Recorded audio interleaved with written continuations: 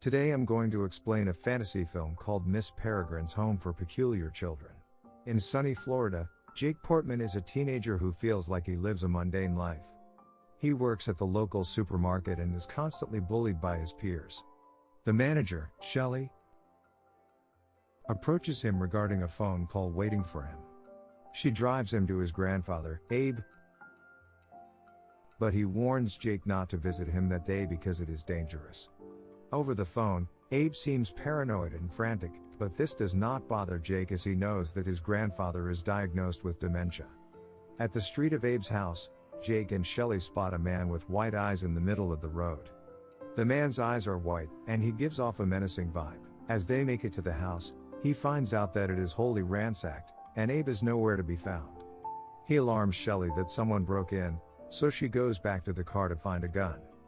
In the nearby woods, Jake sees Abe's flashlight from a distance. He comes toward it to investigate and finds out that it is completely drenched in blood. He goes deeper into the woods and sees his grandfather lying unconscious, with his eyes missing. Jake contacts 911 to ask for help. In the middle of the call, Abe grabs Jake's arm to warn him that he should go far away. Before his last breath, he tells Jake to go to the island and go to the loop of September 3, 1943. Jake is very puzzled by his grandfather's words, but he promises to do as he says. Anyway, Abe dies on the spot.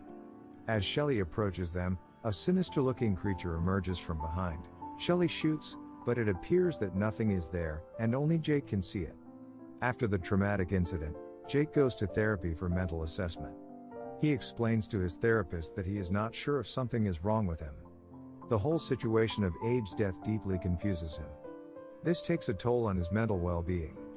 He recalls the time when Abe told him fantastical stories about encountering monsters and other mythical creatures. However, Jake's father, Frank, was not too keen on the stories that Abe told. Whenever Abe told stories about a group home for children managed by Miss Peregrine, he also showed pictures to Jake. According to Abe, he used to live in that magical home. Every child in the house is unique in their ways, they possess strange abilities, far from human knowledge. Little Jake asked Abe why he got sent to that island. He explained that it was because of monsters. Jake significantly believed that he even shared them with his peers. Because of this, he became a laughingstock. As Jake grew older, he stopped believing Abe's stories. His grandfather was deeply saddened by this but understood everyone's doubts. While putting things in boxes, Frank tells Jake that while Abe was a good grandfather, he was not a great husband and father. After they drive home, Jake's family and other relatives surprise him for his birthday. He does not seem thrilled, and it somewhat overwhelmed him negatively. Instead of mingling with other people, Jake heads straight to his room. He is not entirely free because his aunt enters and gives him a book from Abe. The book is by Ralph Waldo Emerson, which contains a postcard from Miss Peregrine welcoming him to return. Her home is located in Chernin, an island situated in Wales. His parents consult Dr. Golan about going to the island. She encourages Jake's parents to allow him to go there for him to be able to separate reality from fantasy. Also, to properly have closure on Abe's sudden death. On the ferry, Jake and Frank spot a peregrine bird just above them. In Abe's stories, he used to say that Miss Peregrine could turn into a bird. Remembering that, Jake jokingly shouts and introduces himself to the bird as Abe's grandson. They reach the island, and a foggy and dull atmosphere welcomes them. Both of them stay at an old pub that also accommodates travelers. Jake looks around the place as the owners arrive. It frightens him. Jake convinces his father to let him go to the home of Miss Peregrine. Both of them approach a group of youngsters to ask if some of them could guide Jake to the side of the island that he wants to see. They agree as Frank hands them some cash. Dylan and Worm, his guides, accompany Jake to the place. They decide to take a shortcut. The two make fun of Jake and point in the direction of the house while they wait by the road. Finally, he sees the house and finds out that it is already in ruins. He returns to the pub disappointed. Augie, a blind man, explains to Jake that the Germans actually bombed the house on September 3, 1943. He continues to say that none of the children survived, including Miss Peregrine. The following day, Jake asks permission from his father if he could go and hang out with the teenagers he met yesterday. His father agrees and thinks that it is a fantastic idea, given that Jake lacks friends, but Jake heads to the children's home instead. He looks at the pictures covered in dirt and examines the area even more. He sees a staircase and decides to go upstairs. Out of nowhere, he sees a silhouette of a young lady. She calls him Abe. This shocks Jake, making him run downstairs. He starts to notice other children peeking at him. Jake dashes out of the house, but he trips and falls unconscious. He wakes up to find himself being carried by Bronwyn, a little girl with incredible strength. He then meets other children that Abe told him about. Emma, the girl who levitates unless she wears metal shoes. Two masked twins. Olive, the girl who can control fire with her mind. Bronwyn, the one who lifted him and has superhuman strength. And Millard, the invisible boy. Jake accuses them of being dead, but they deny it. He asks them if he's dead, but they also say no. The children guide him to a cave, where the portal is located. As he exits the cave, he runs to the pub where they checked in. However, it is now filled with customers. The pub manager does not let him go upstairs, where his staff are supposed to be. Jake is puzzled by what is happening as customers of the pub threaten him and conspire that he is a spy. Out of nowhere, plates and glasses of beer smash the walls of the pub. The peculiar children arrive and intervene to rescue Jake out of there. He quickly realized he is stuck in the 1943 loop for now. He sees warplanes overhead as the pub catches fire because of Olive. They ride a carriage on the way to the home, and Millard reveals that he is the one who started throwing things at the pub. The three of them explain to Jake that they are stuck on the same day, their loop. When they arrive at the home, Jake sees its original facade, full of life and vibrant. Many plants and flowers surround the house. Jake is then brought to meet Miss Peregrine herself. She is a clever and insightful woman who gives too much attention to time. It's because she has the power to control and preserve it. She shares her deepest condolences to Jake as they prepare for some cup of tea. By the garden, Jake meets more peculiar children. Fiona, the girl who can control plants. Claire, the girl with a mouth in the back of her head. Hugh, the boy with bees living in his body. Horace, the boy with prophetic dreams. As they approach Emma, Fiona informs Miss Peregrine that police are knocking at their door because of the pub incident. Jake quickly defends the children by saying that they only want to help him. Miss Peregrine gives them a timid smile and returns to the house. Emma shows Jake her ability, but before that, he ties a rope around her waist. She unbuckles her metal shoes and starts levitating to put a baby squirrel back in the tree. Jake pulls her down as she wears her shoes again. Emma tells Jake that Abe used to do it for her and called it his job. Obviously, she is deeply devastated by Abe's death and still has not moved on. In one of the rooms, Jake meets Enoch, the boy who can bring the dead back to life for a brief time. He is the most intimidating among the children. He shows off this talent using two small skeletal puppets with tiny hearts that fight each other for a short moment. Jake watches as the two puppets have a brawl. Emma helps Jake get ready for dinner by lending him a tie and fixing it for him. In the dining room, Enoch looks annoyed because he is jealous of Jake. Bees start to emerge into the air because of Hugh, but he wears a hat to prevent it. The children ask Jake what the future looks like, but Miss Peregrine interrupts by saying that they should not talk about the future. They all continue to eat, except for Claire, but Jake encourages her to be herself. She smiles and eats the food from behind her neck. Emma walks out after Enoch brings up Abe and how he left. Miss Peregrine receives a phone call from young Abe. In the living room, Horace's dreams are projected. Although it is primarily random, his dreams also predict the future. They see a woman being wheeled away by villainous men. He dreams of Emma and Jake sharing a kiss, which makes Miss Peregrine shut down the projector. They all head outside for the reset. They are stuck on September 3, 1943, during the World War II raids, moments before a bomb would drop on the house and kill everyone. They wear a mask and look at the planes overhead, waiting for the bomb. Before it could fall, Miss Peregrine sets the clock back to 24 hours earlier. They cannot live outside the loop, or else their years will catch up to them, and they will die. Emma brings Jake back to the cave.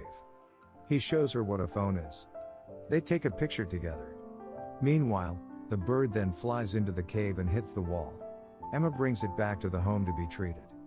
Jake walks back and sees his father looking for him all around. A farmer calls them over to ask about his sheep, who have all died mysteriously. They return to the room, and Jake finds a letter that Abe wrote to Miss Peregrine, which warns her about someone named Mr. Barron and tells Miss Avocet, another headmistress of a home peculiars, to create a new loop as soon as possible. Jake and Frank head to the beach and meet an ornithologist who researches rare birds. This discourages Frank from taking photos of birds, and he decides to stay in the room to sleep. This gives Jake a chance to sneak out. Miss Peregrine is treating the bird, who is truly Miss Avocet, the same woman seen in Horace's dream, and in Winebrine just like Miss Peregrine, which gives them an ability to turn into birds. Jake questions Miss Peregrine about Baron, but she avoids giving answers. He comes across Enoch and Olive. Enoch brings Jake over to Victor's room, Bronwyn's brother, who was killed by the same creature as Abe. His eyes are missing, and Enoch reanimates him like a puppet to scare Jake. He runs downstairs and sees the rest of the children about to go for their daily walks. Back in the home, Miss Peregrine visits Victor and gives him a motherly hug, even though he is now a lifeless body. Emma takes Jake to her secret hideout, which is a sunken ship deep beneath the ocean. Jake thinks that Emma would drown, but she didn't. She blows him an air bubble so he could breathe underwater and then blows the water out of the ship. The shipwreck is now completely dry. She brings out a box that Abe entrusted to her. Emma shows Jake photos of pale-eyed people, including Mr. Barron, whom Jake recognizes as the man outside Abe's house the night he died. She reveals that Barron is the leader of bad peculiars, and he hunts down loops in order to kill. Emma then tells Jake that he belongs to the peculiar world. He denies it and says that he is ordinary. To convince him brings Jake to watch Miss Peregrine walk with her crossbow over by a spot with a chalk outline of a creature. She is trying to hunt down the beast that killed Victor. A tall, eyeless monster similar to the one Jake saw in the woods emerges, but it is only visible to him. Miss Peregrine shoots the gruesome creature with an arrow, and it falls perfectly into the outline. Emma realizes that Jake's peculiarity is being able to see these monsters. Back at the house, Emma brings Miss Peregrine her book to explain who these creatures are. She reveals that Baron and his cronies are Hollowgasts, a different group of peculiars that hunt the good ones to live beyond the loops and live forever. She continues to tell that Baron performed an experiment using Miss Avocet because of her powers, but it backfired and turned him and the other Hollows into monsters. They managed to return to their human forms by consuming the eyes of other peculiars, especially the children. The more eyes they eat, the more human-like they appear. This gives Jake the realization that Baron ate his grandfather's eyes. Miss Avocet awakens and has now taken her human form. Afraid that Baron will come after the children, Miss Peregrine decides it is time to leave and find a new home in Loop. Emma and Jake argue because he does not want to go with them to another loop. He decides to go back through the portal. Jake returns by the beach and finds Frank worried sick. Augie is found dead by the rocks with his eyes missing as if something attacked him. Jake realizes that he has to warn the peculiars. His father stops him and says that it is dangerous to roam around when a lunatic is at large. However, Jake runs into the cave, and the ornithologist follows him. Jake hears the man, and the man admits that he is also peculiar. He then takes the form and appearance of Dr. Golan before revealing himself to be Baron. He introduces himself and continues to say that he also saw Jake at Abe's home. He turns his hand into a blade and holds it to Jake's throat to make him do as he says. While the peculiar children pack their things to transfer to another loop, Baron forces Jake to take him to Miss Peregrine's home. Miss Peregrine opens the door and is worried about the well-being of the children. Baron comes in and orders the children to come to him. However, the children only listen to Miss Peregrine when she tells them to retreat for their safety, knowing that Baron is waiting for his hollow friend to go after them. Jake being able to see them is their only hope for survival. Miss Peregrine sacrifices herself to come with Baron accordingly in exchange for the children's safety. Miss Peregrine bids goodbye to the children dramatically. She asks Jake to promise that he will do everything to look after the children should anything happen to her. He nods, and she turns into a bird so that Baron may cage her. Jake and Miss Avocet take the lead and help keep the children hidden in darkness when the Hollows decide to show up. Jake then answers the phone to hear a call from young Abe in 1943. Abe does not know Jake as he has not met him yet. Jake takes the time to say he wished he could have been a better grandson to him, As Miss Avocet instructs the children what to do, she is pulled through a wall by the Hollow. The children shriek in fear. Jake guides the children to safety and fights the Hollow with Miss Peregrine's crossbow. The Hollow enters, but it attacks Enoch after he tries to do something about it. Jake struggles to aim correctly. The Hollow throws Enoch around the room using its long tentacles. The children run to the attic as this happens. Finally, Jake successfully shoots the Hollow down just before it gets Enoch's eyes. It continues to follow them into the attic and bangs the door. They try to go out the window as Fiona controls a tree so they can take refuge in it. While they are at the roof, the Hollow enters the attic. They make it to the tree safely. Eventually, the German plane drops the bomb on the house, killing the Hollow. The loop then closes for good, and the children can never return to that home forever. Without knowing what to do, they head to the beach and plan to leave the island. All of the children work together to raise Emma's wrecked ship to the surface so they may head over to Blackpool, where there is another loop. They use their strength and abilities to revive the ship. Successfully, it works, and they are set for the sail. Emma explains that since this loop was created in January 2016, they realize that they may prevent Abe's death from happening if they kill Baron there. They show the map to the rest of the Peculiars and explain how timing is essential. They are all in a race against time. They arrive at the pier of Blackpool, which is a place that is very unfamiliar to them.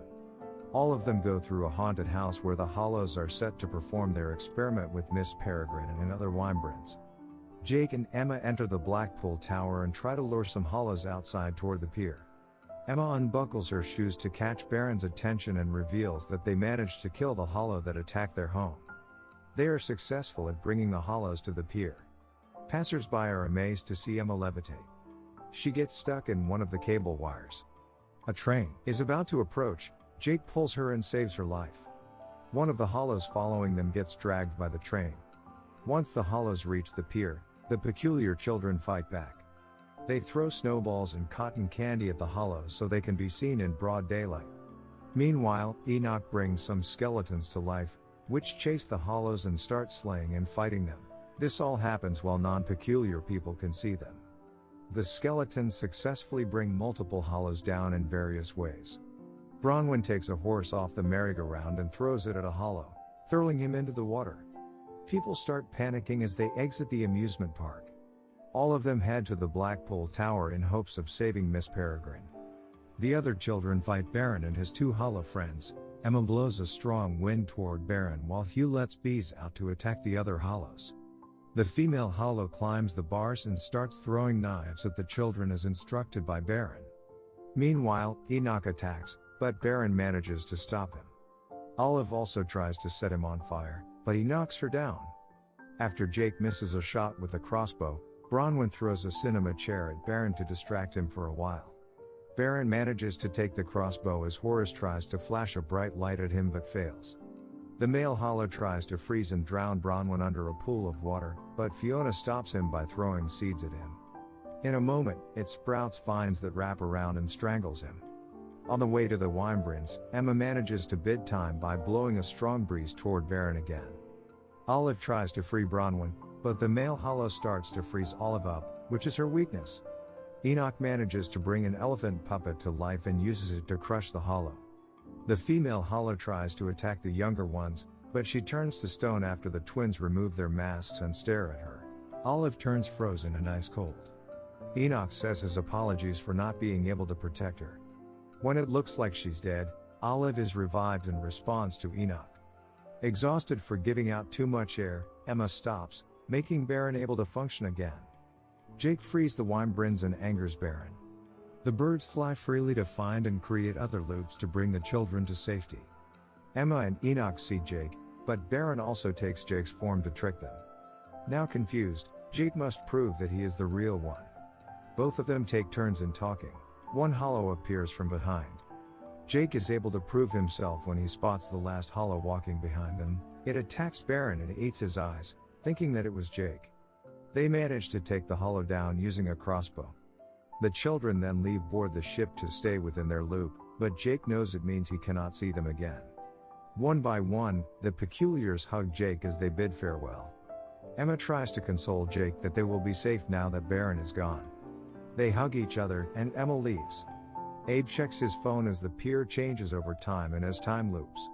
Upon returning to Florida, Jake goes by his grandfather's house and realizes that he is still alive. He tells Abe all about his experiences with Miss Peregrine's home and the children.